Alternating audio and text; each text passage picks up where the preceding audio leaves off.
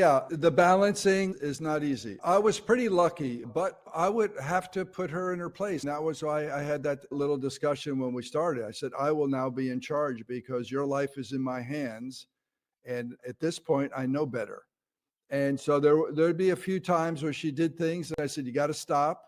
She had beautiful long nails. She was a nail model in her late teens and early 20s. And these things were lethal weapons at this point because she was scratching like crazy and drawing blood.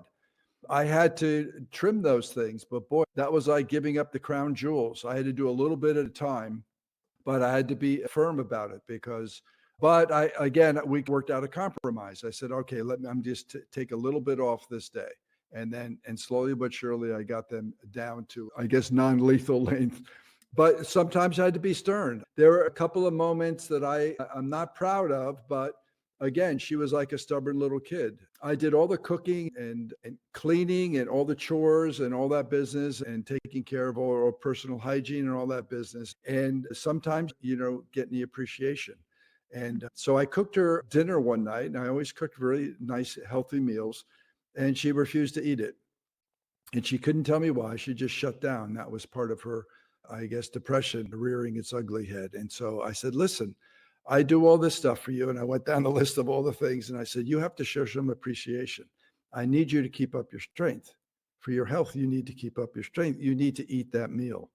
And she refused. And so I flicked off the light in anger. And then I went down to the basement to take out my frustration on the innocent load of laundry. And so after I jammed the laundry in and turned it on, slammed the lid down, I went back upstairs for round two. And I flicked the lights on, and my mother's sitting there she was in a wheelchair at this point, and she's sitting at the table. Her hands are folded in her lap. Her plate is clean, and the utensils are placed neatly on the plate. And she ate in the dark. And it just killed me. And I just leaned in and said, thank you. I didn't know what to say to her, but it's one of those moments where the parents like to say, this will hurt me more than it hurts you. And she got me. And I think that's the only time no, it wasn't. There was another time I actually broke a salad bowl.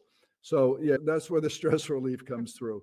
And then I made a joke about it because my brother happened to walk in just when everything was scattering around the kitchen floor. And I turned to my mother. I said, did you see what David did? And he had no idea what he was walking into, but she knew later on when I was repairing something.